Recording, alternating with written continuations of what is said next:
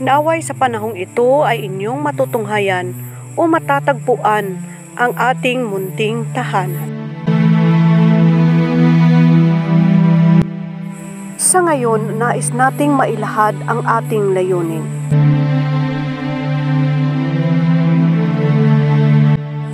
Sa pamamagitan nito, tayo ay naghahangad na makapagbigay ng kaginhawahan.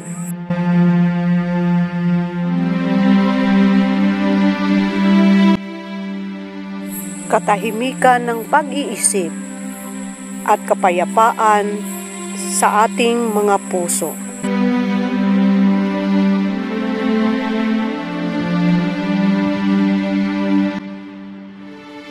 Marami sa atin ngayon ang nagtatanong sa ating mga sarili.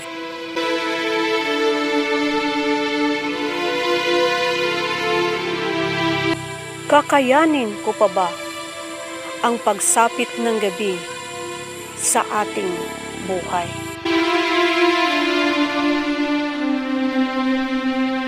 May silbi pa ba ang buhay na ito sa mundo? Sa panahong ito, tayo ay nilalamon ng labis na pagkalungkot at siyang maghahatid sa atin sa depresyon.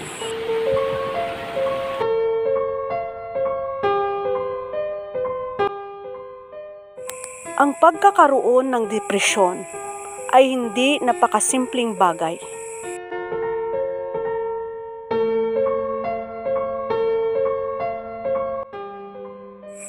Ito ay ang pagkawala ng balanse ng ating damdamin at ng ating pag-iisip.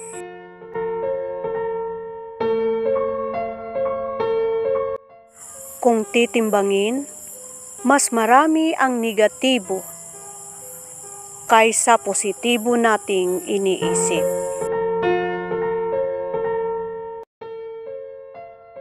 Hindi natin namamalayan na ang mga negatibong bagay ang siyang unti-unting nagpapalugmok sa atin. Ito ang nagpapahina ng ating loob upang lumaban at ipagpatuloy ang ating buhay.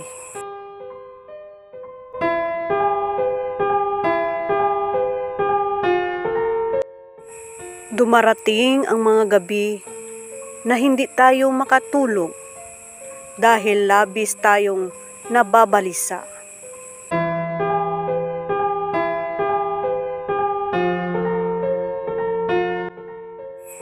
Labis tayong nag-aalala sa mga walang kwentang bagay.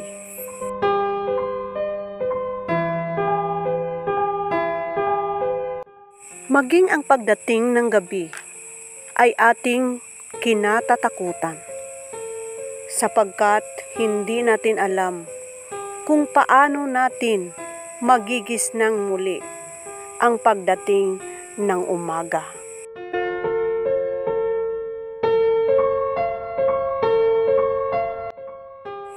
Halos lahat para sa atin ay wala ng pag-asa.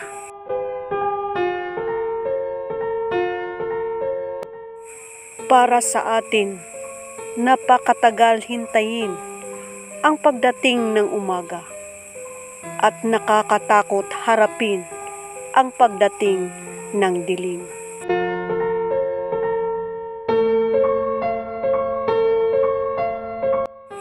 Gayunpaman ang ating buhay sa mundong ito ay isang paglalakbay.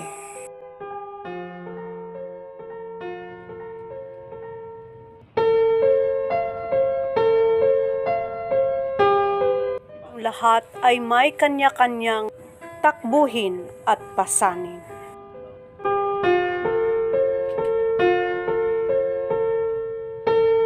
Nasa sa atin kung paano natin ito haharapin.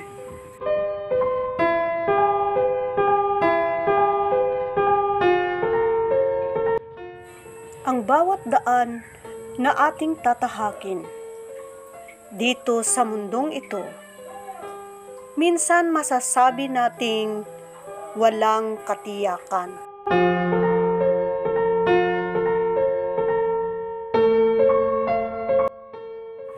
Hindi lingid sa ating lahat na iisa lang ang ating destinasyon o patutunguhan.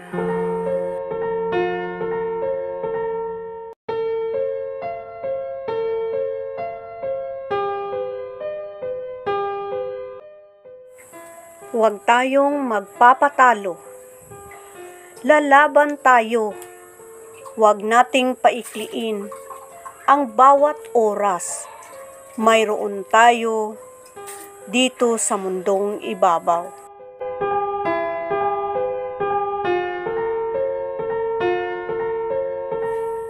Lahat ay kakayanin natin.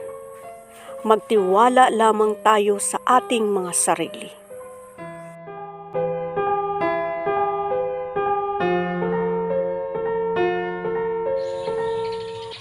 Mag-focus tayo sa mga bagay na magpapalakas ng ating loob.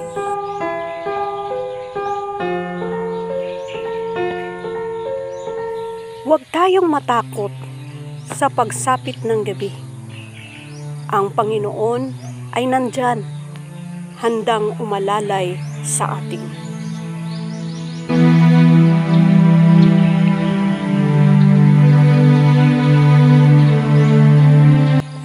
Sa ngayon, hindi madali na isantabi ang labis na pag-aalala, takot na baka hindi natin kakayanin ang lahat na pagsubok na dumarating sa atin.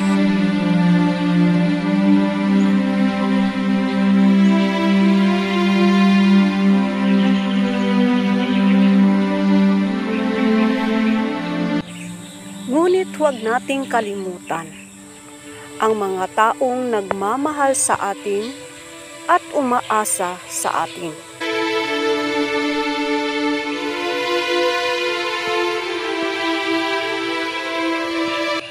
Gawin natin silang pag-asa natin, inspirasyon upang lumaban.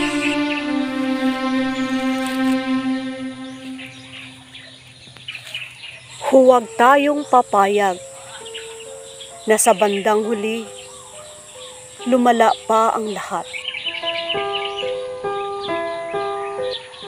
Huwag tayong magpadala sa negatibong bulong ng diwang dumaramdam ng labis na pasakit.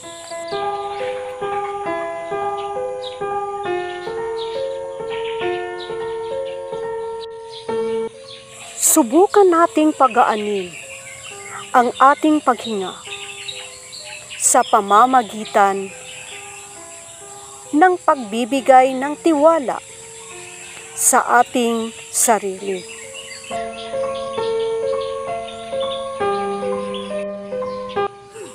Lumihis sa labis na pag-iisip at huwag masyadong kaawaan ang sarili.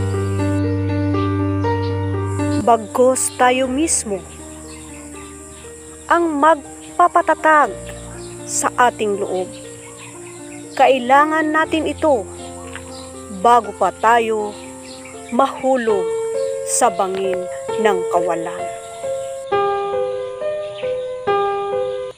Itatak natin sa ating utak, kahit anong mangyari, kakayanin natin.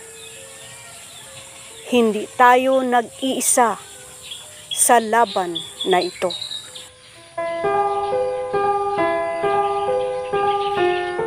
Babangon at babangon tayo nang walang kinatatakutan dahil maraming nagmamahal sa atin. Mahal tayo ng puong may kapal. Iyan ang ating dapat tandaan. Maraming salamat. Hanggang sa muli.